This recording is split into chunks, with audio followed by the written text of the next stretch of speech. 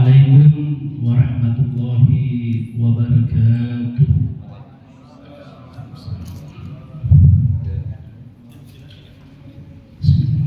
Alhamdulillahirabbil alamin. Innal hamdalillah nahmaduhu wa nasta'inuhu wa nastaghfiruh wa na'udzu billahi min shururi anfusina wa sayyiati a'malina. May yahdihillahu fala mudilla lahu wa may yudlil fala hadiya lahu. Asyhadu an la ilaha illallah wahdahu la syarika lahu wa asyhadu anna Muhammadan abduhu wa rasuluh. Allahumma shalli ala Muhammad wa ala ali Muhammad kama shallaita ala Ibrahim wa ala Ibrahim innaka Hamidum Majid.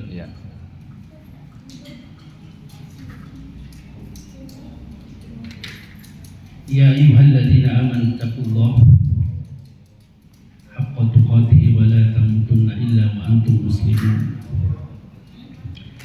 Ya ayyuhan nasu taqu rabbakum alladzi khalaqakum min nafsin wahidatin wa khalaqa minha zawjaha wa batha minhuma rijalan katsiran wa nisaan wattaqullaha alladzi tasyaa'aluna bihi wal arham innallaha kana 'alaikum raqiba. Ya ayyuhalladzina amanu taqullaha wa qulu qawlan sadida yuslih lakum a'malakum wa yaghfir lakum dzunubakum wa may yuti'illah wa rasulahu faqad faza fawzan 'azima.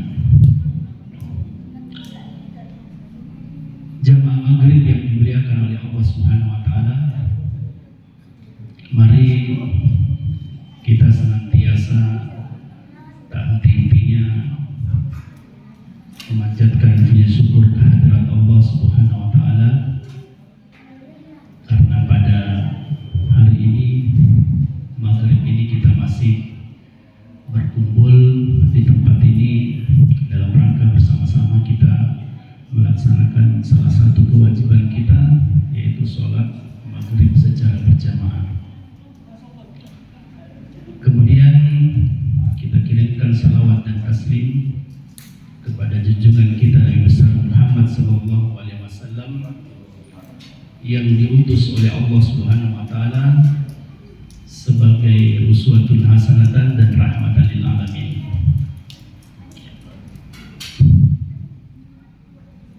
Juga marilah kita senantiasa meningkatkan ketakwaan kita kepada Allah Subhanahu wa taala dengan sebenar-benarnya, yaitu dengan menjalankan seluruh perintahnya dengan penuh keikhlasan, dan kita menjauhi seluruh larangannya dengan penuh kesadaran. Jadi ketakwaan ini bukan sekedar ucapan di lisan, tetapi keyakinan yang hidup di dalam hati dan tercermin di dalam amal dan perbuatan kita ini.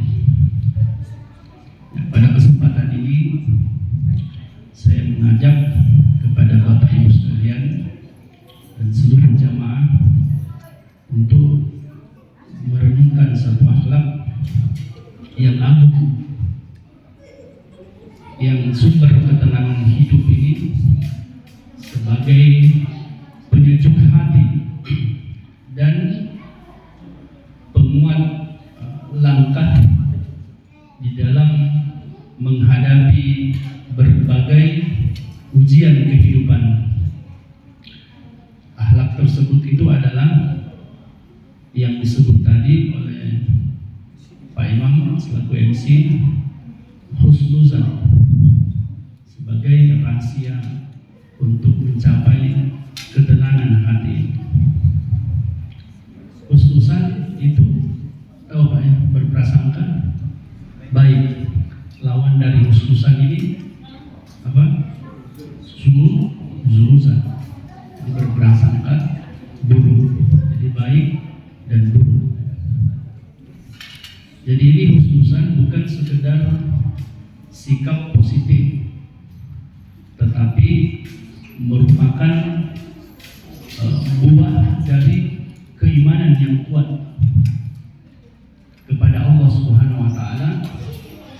Sebaliknya suuzan atau prasangka buruk ini seringkali menjadi sumber kegelisahan di dalam hidup kita.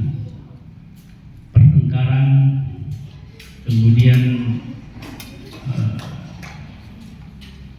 berbagai penderitaan yang sebenarnya itu tidak perlu terjadi. Pada kesempatan ini ada 3 dimensi husnuzan. Husnuzan pertama itu husnuzan kepada Allah Subhanahu wa taala. Yang kedua, kepada sesama manusia. Yang ketiga adalah kepada diri kita ini. Jadi husnuzan ini membawa ketenangan hidup. Setidaknya mencakup 3 perkara tadi. Kepada Allah, kepada sesama manusia, kemudian kepada diri kita sendiri. Jadi husnuzan kepada Allah Subhanahu wa taala adalah kehidupan ini tidak selalu berjalan sesuai dengan keinginan kita. Ada saatnya kita kehilangan pekerjaan, ada saatnya kita mengalami kesulitan. Kesulitan apa saja? Kesulitan ekonomi yang saat sekarang ini, kemudian ditimpa penyakit, atau menghadapi berbagai ujian yang terasa berat. Nah, disinilah keimanan ini, keimanan seseorang mukmin ini diuji. Dalam sebuah hadis qudsi riwayat Al-Bukhari, ana inda zanni abdihi bi. Artinya, aku sesuai dengan prasangka hambaku kepadaku. Seorang mukmin ini meyakini bahwa seluruh ketetapan Allah ini mengandung hikmah, meskipun tidak semuanya mampu dipahami oleh akal manusia. Mungkin saja kita diberikan musibah kepada Allah Subhanahu wa taala, itu nanti ada hikmahnya, berbuah hikmah. Kita sabar saja. Allah Subhanahu wa taala berfirman di dalam Al-Qur'an surah Al-Baqarah ayat 216. Di situ wa asa an takfarahu sayyan wa huwa khairul lakum wa asa an tuhibbu sayyan wa huwa syarrul lakum wallahu ya'lamu wa antum la ta'lamun. Boleh jadi kamu membenci sesuatu itu padahal ia baik bagimu, dan boleh jadi kamu menyukai sesuatu itu padahal ia buruk bagimu. Jadi Allah mengetahui sedangkan kamu tidak ketahui.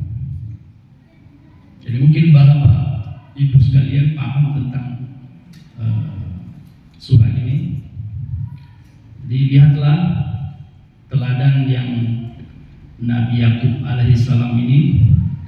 Beliau kehilangan putra yang sangat dicintainya. Nabi Yusuf alaihissalam tahun demi tahun itu berlalu dalam kesedihan yang mendalam, namun beliau tidak pernah berburuk sangka kepada Allah Subhanahu wa taala. Nabi Yakub berkata, bagaimana Allah abadikan dalam firman ini, surat Yusuf ayat 86. Innama azkubanti wa husni ilallah. Sesungguhnya aku hanya mengadukan kesusahan dan kesedihanku itu kepada Allah Subhanahu wa taala. Jadi jangan kita mengadukan kepada orang lain. Jadi kalau kita susah dalam keadaan kesusahan dan kesedihan, harus kembali kepada Allah Subhanahu wa taala. Berdoa kepada Allah Subhanahu wa taala agar tetap kita ini dapat menghadapi kesusahan dan kesulitan ini. Sebagaimana yang tadi saya sebutkan tadi, kesusahan tentang ekonomi, nah ini pokoknya susah. Jadi harus kembali kepada Allah Subhanahu wa taala. Nabi Yakub mengadu kepada Allah Subhanahu wa taala, bukan marah kepada Allah. Beliau menangis karena kesedihan, tetapi tidak kehilangan keyakinan kepada Rabb-Nya. Inilah husnudzan yang sejati. Tetap percaya kepada hikmah Allah, meskipun jalan hidup ini belum sesuai dengan harapan kita.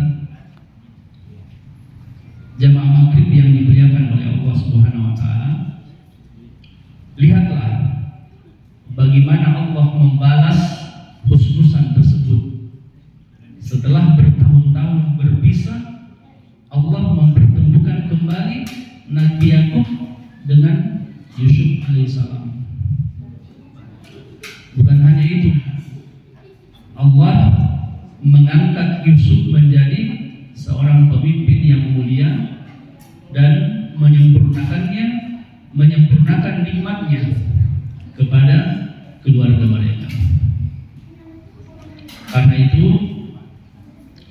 janganlah tergesa-gesa menilai takdir yang sedang kita jalani.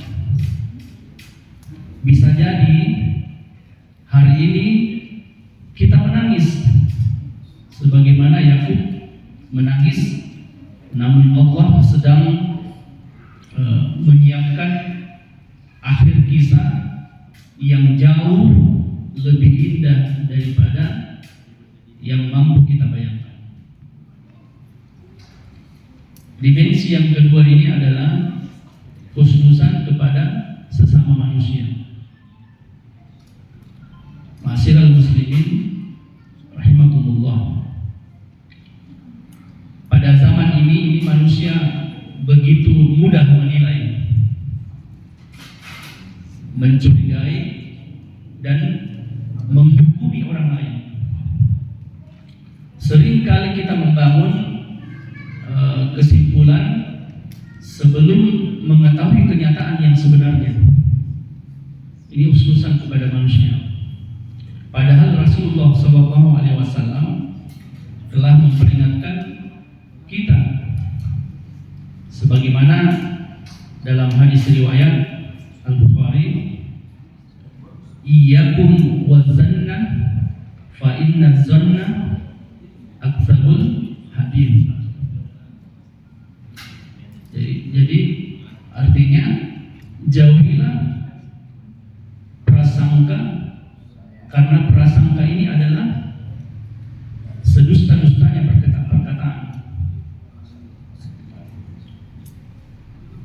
Jadi betapa banyaknya perselisihan rumah tangga, kemudian pertengkaran antara tetangga, menciptakan persahabatan, bahkan perpecahan umat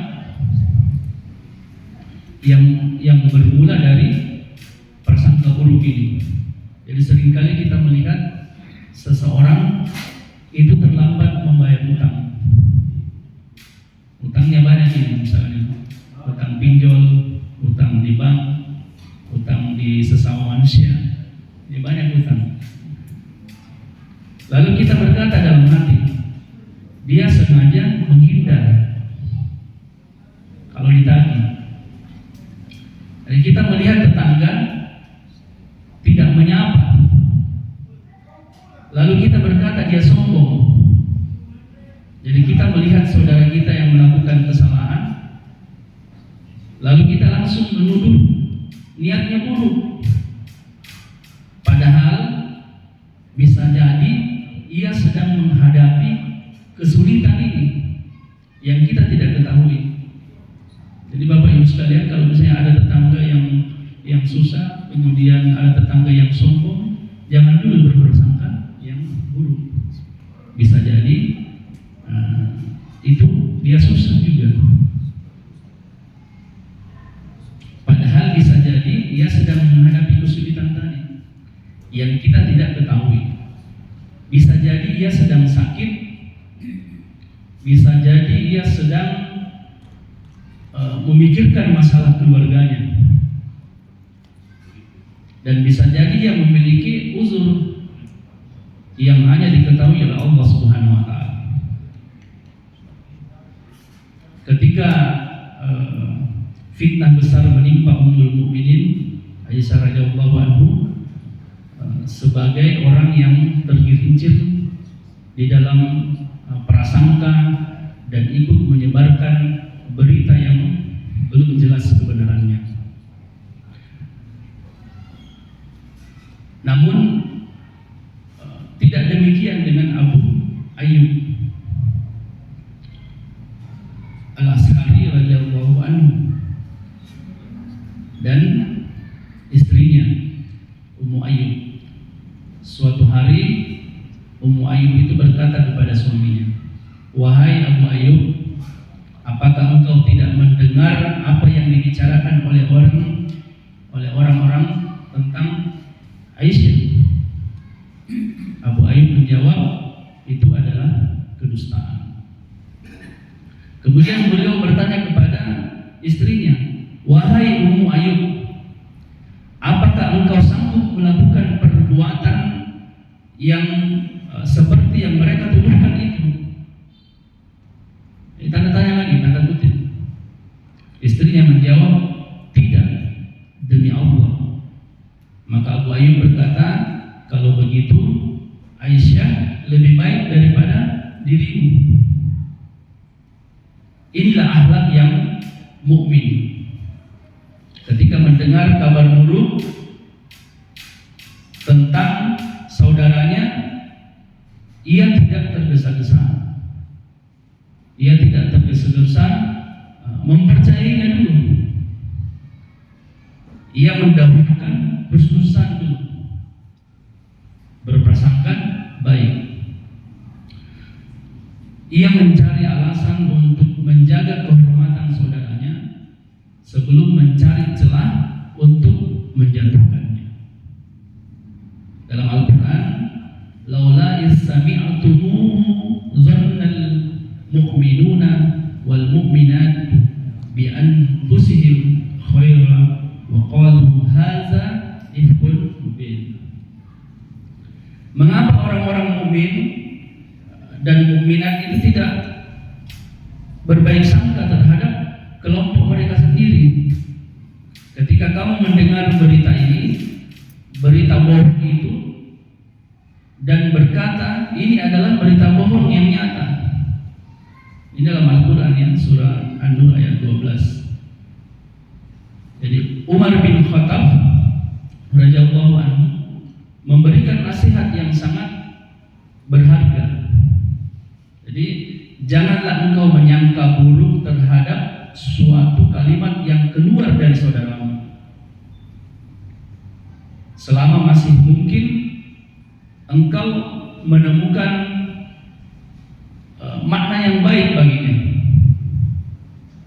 Maka janganlah hati kita ini berprasangka buruk. Sebab orang yang gemar berprasangka buruk ini itu akan hidup di dalam kegelisahan.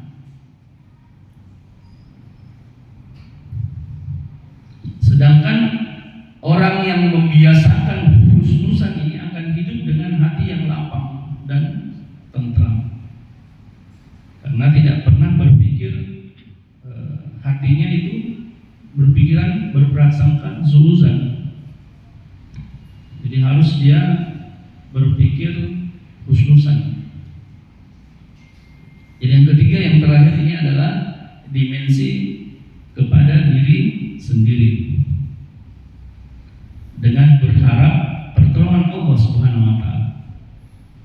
Jadi sendiri itu kita ya, semua di sini. Jadi dimensi khusus yang ketiga ini adalah diri sendiri berprasangka baik terhadap potensi yang telah Allah titipkan di dalam diri kita. Potensi apa saja yang perlu dikembangkan.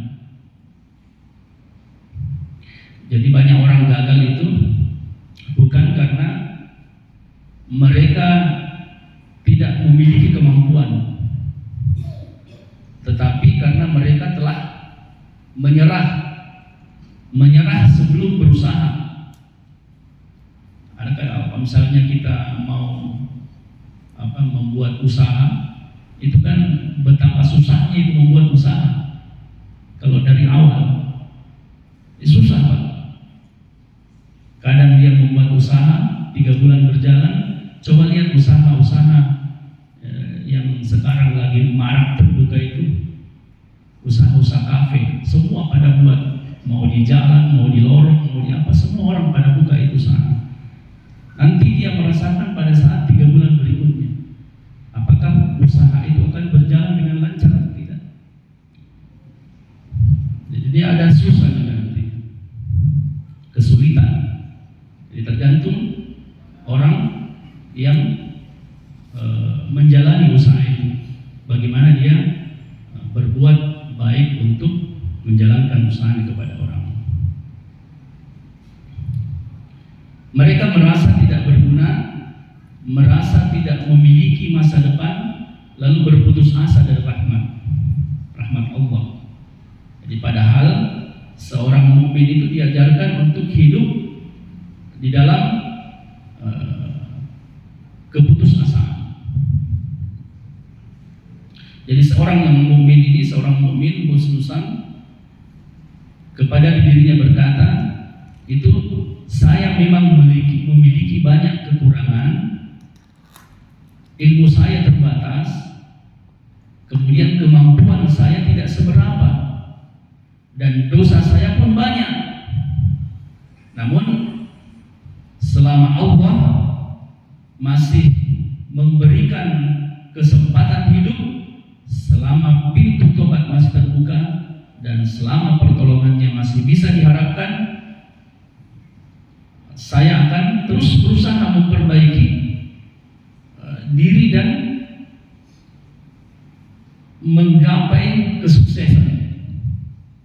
Dan itu yang selalu kita perbuat, baik itu perbuatan yang kita lakukan selama kita di dunia ini dan di akhirat nantinya. Ini seperti ini kita mempersiapkan, sering datang ke masjid itu siapkan untuk hari akhirat nanti. Jadi sikap seperti ini bukanlah kesombongan Bapak Ibu sekalian, bukan pula merasa paling mampu. Justru inilah bentuk syukur atas akal iman, kesehatan, dan berbagai potensi yang telah Allah berikan kepada kita, yang Allah anugerahkan kepada kita.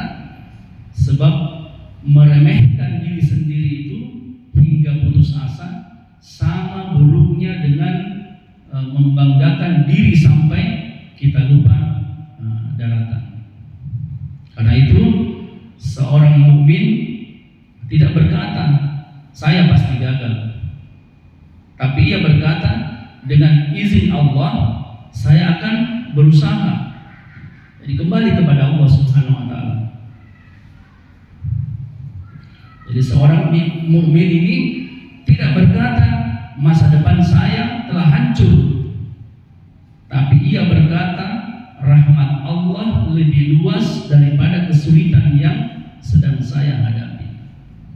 Ini disebut juga di dalam Al-Quran, janganlah kalian berputus asa dari rahmat Allah Subhanahu wa taala. Dan inilah yang dimensi yang ketiga. Sebenarnya masih banyak yang ingin sampaikan karena waktu. Mungkin inilah yang saya bisa dapat sampaikan. Mohon maaf kalau misalnya ada kekurangan, itu datangnya dari saya sendiri, pribadi saya. Kalau ada lebih, itu datangnya dari Allah Subhanahu wa taala. Demikian, ini mungkin mukadimah dari saya untuk selanjutnya kita berdiskusi bersama-sama. Demikian